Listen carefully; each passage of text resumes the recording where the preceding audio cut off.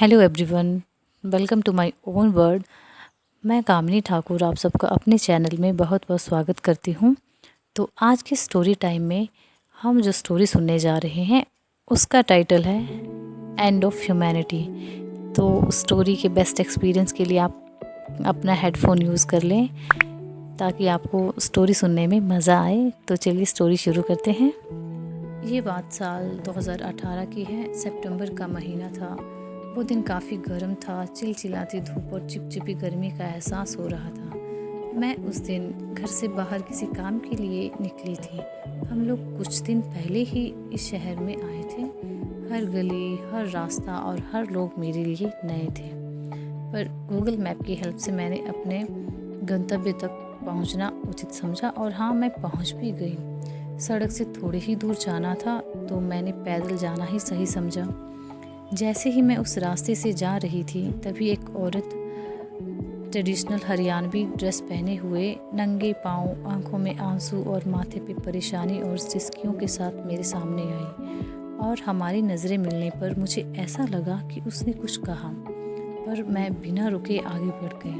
पर फिर मन ही मन उसकी कही बात को सोचा और उस बात को समझने पर मुझे पता लगा कि वो मुझसे थाने के बारे में पूछ रही है। तो थाने का नाम सुनते ही मैं एकाएक उस औरत की तरफ मुड़ी जो अब मुझसे कुछ कदम आगे चली गई थी। मैं भागती हुई उसके पास गई और उससे पूछा कि आपने क्या कहा। तो उसने हरियाणवी में बोलते हुए कहा कि उसे थाने जाना है और अपनी गर्दन, बाजू और सर पे चोटों के निशान दिखाते हुए सिसकियों के साथ उसने कहा कि उसके घर वालों ने उसे मारा है और उसकी बहन के साथ भी वो मारपीट कर रहे हैं। मैंने उसे पुलिस स्टेशन का पता तो बता दिया जो कि वहाँ से 20 मिनट की दूरी पर था। उसकी हालत को देखकर मुझे बहुत बुरा लग रहा था। तभी उसकी जान पहचान का एक बाइक सवार आदमी गुजरा और उससे बात करने लगा और उसे पूछा कि क्या हुआ। तो उस औरत ने अपना सारा हाल उसे बताया और जब मुझे लगा कि वो उसकी जान पहचान का है तो मैंने उसे उसकी मदद करने की रिक्वेस्ट की। लेकिन उस आदमी ने अपने किसी रीज़न की वजह से उसकी हेल्प करने से मना कर दिया और फिर वो वहाँ से चला गया। मैंने उस औरत को एक बार फिर से थाने का एड्रेस बताया और उससे पूछने पर मुझे पता चला कि उसके पास रुपए भी नहीं है। इतनी धूप में नंगे पांव सड़क पर भटकती हुई वो औरत उस दिन मुझे अंदर तक झकझोर गई। फिर मन उदास सा हो गया उसके बारे में सोचते हुए। आज उसका चेहरा भूल गई हूँ पर उसका वो दर्द मैं आज भी महसूस कर रही हूँ। गाइस, मैं इससे ज़्यादा कर सकती थी पर मैंने नहीं किया।